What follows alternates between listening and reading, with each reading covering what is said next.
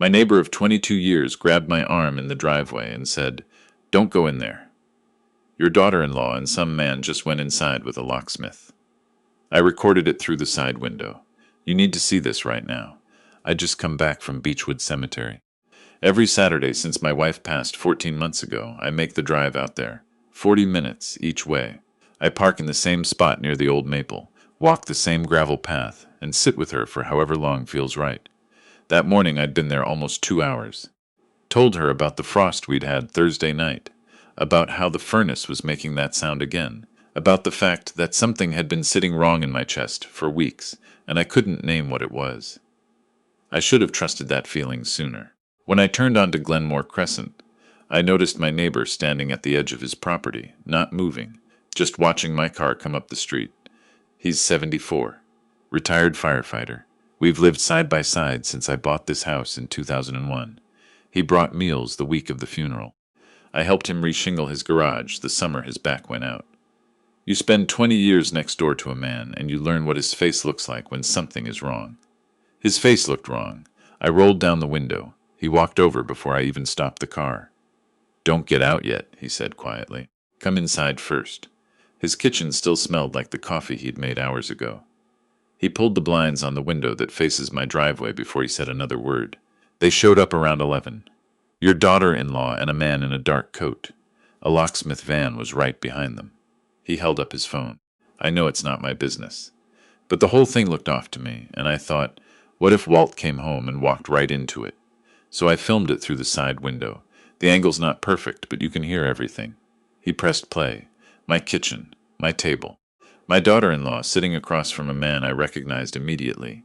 My son's older brother-in-law, a notary and estate planner out of Gatineau. Her voice came through the speaker first.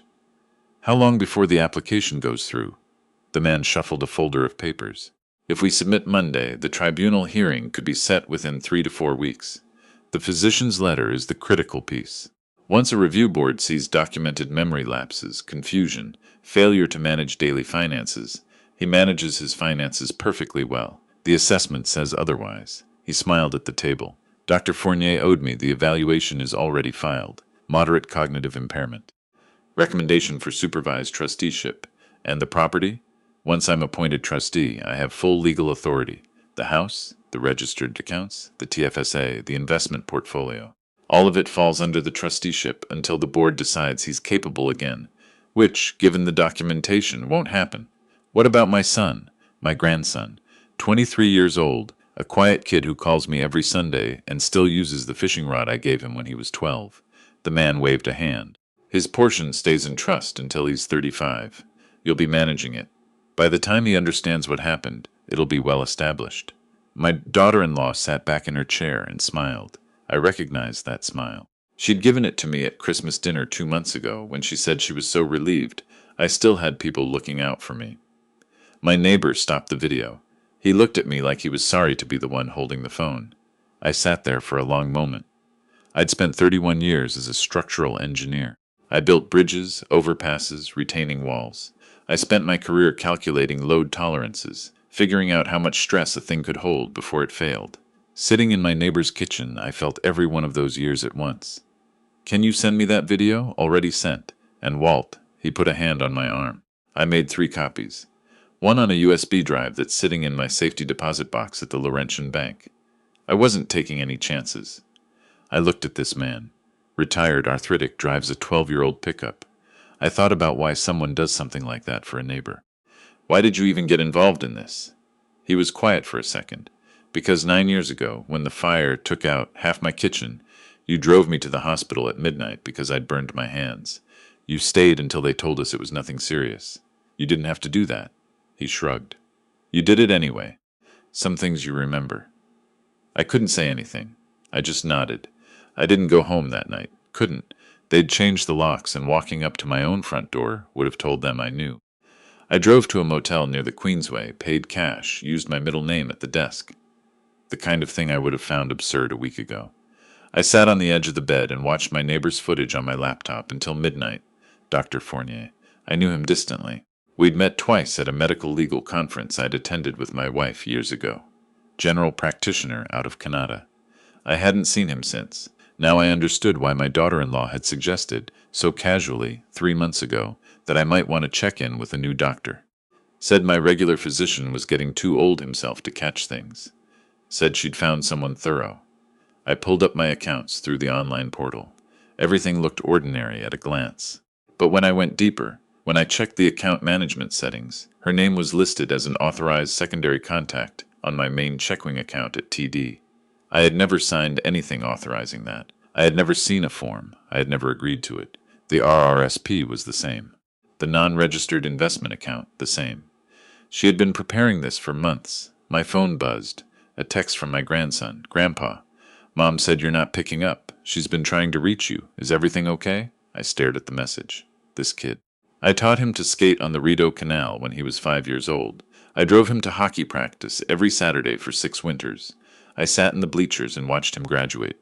I needed to know if he was part of this, and I wasn't ready to know the answer yet. I'm fine. Phone was off. We'll talk soon. His reply came in under a minute. Okay. Love you, Grandpa. I thought, I hope you still mean that when this is over. I didn't sleep. I sat at the small motel desk and made a list. Evidence I needed, people I could trust, things that had to be done before Monday. By 5 in the morning, I had a plan. The first thing I needed was a clean cognitive assessment. Someone my daughter-in-law had never heard of. Someone whose name wasn't connected to her in any direction. I called a neuropsychologist I'd worked alongside years ago on an accessibility commission, a careful, exacting woman who didn't suffer foolishness from anyone. I explained the situation in 2 minutes. She agreed to see me the following afternoon. The evaluation took most of the day.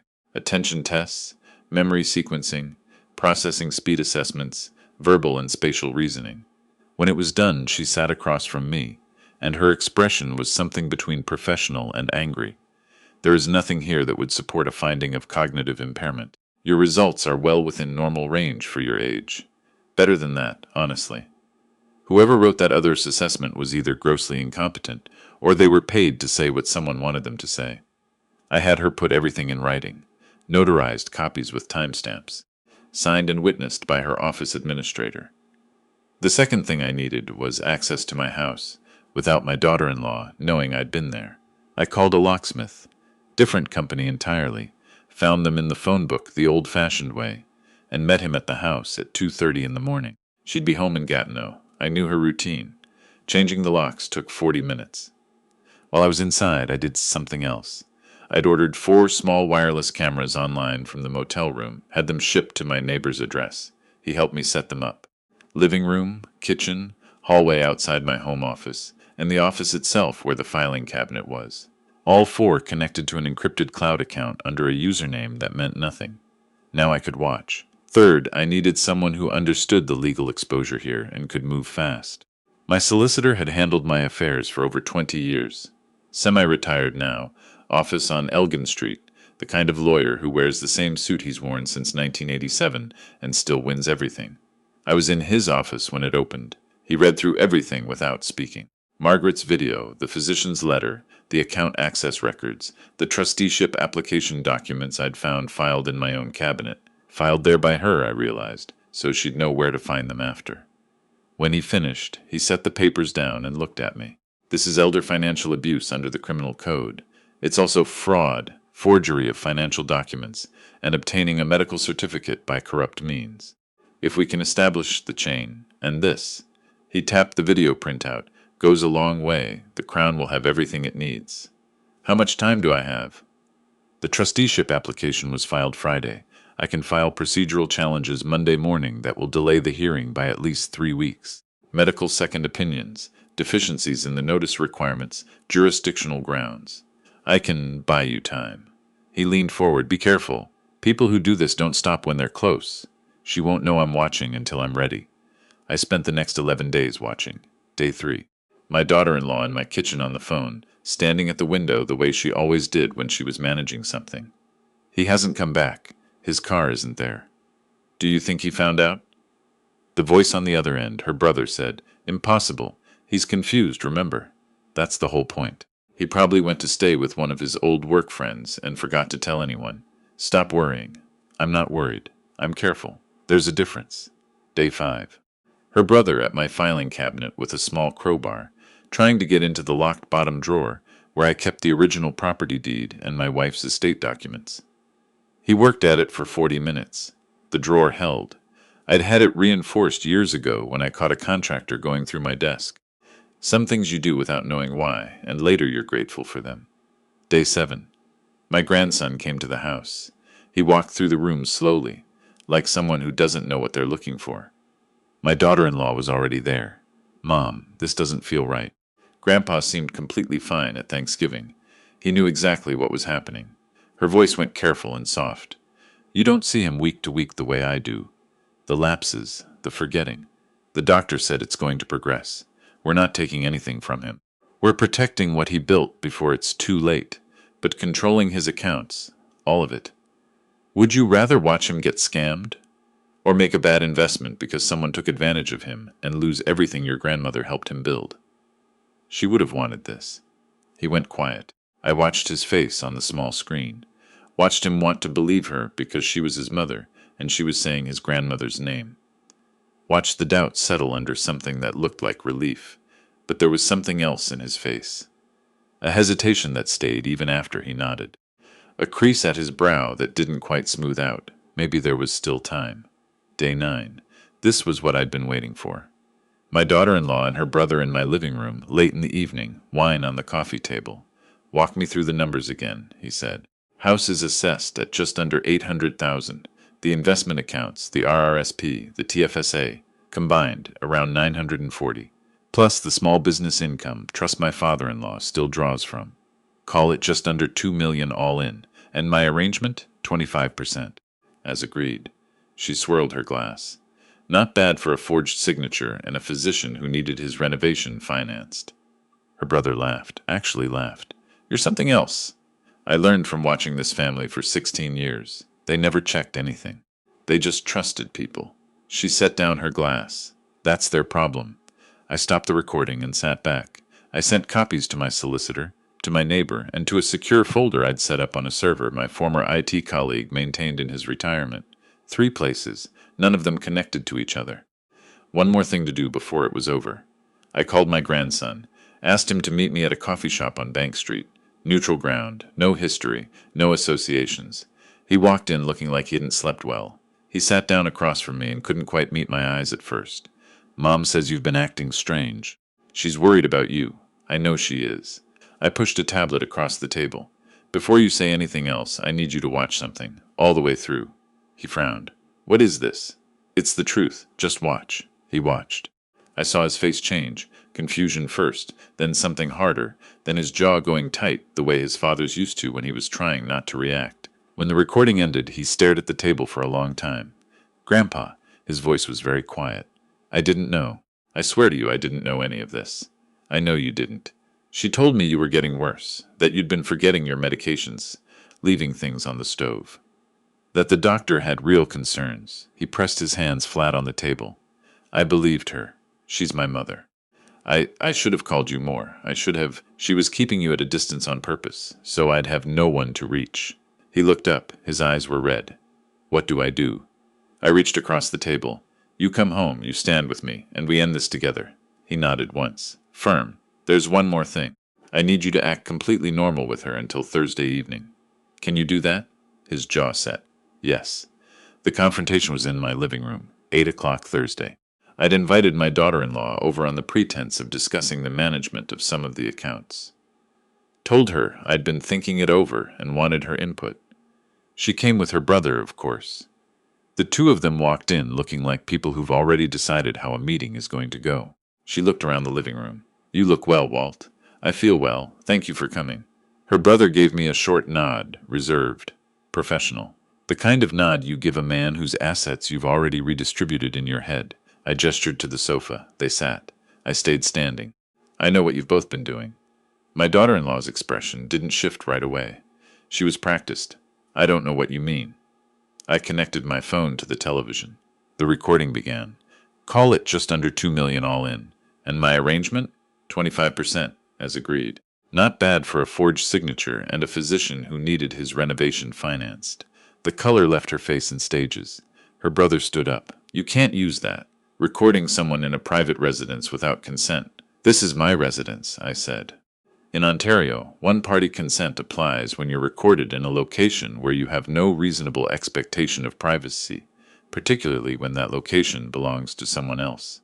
But beyond that, the evidence of financial fraud and elder abuse is independently admissible regardless of how it was obtained.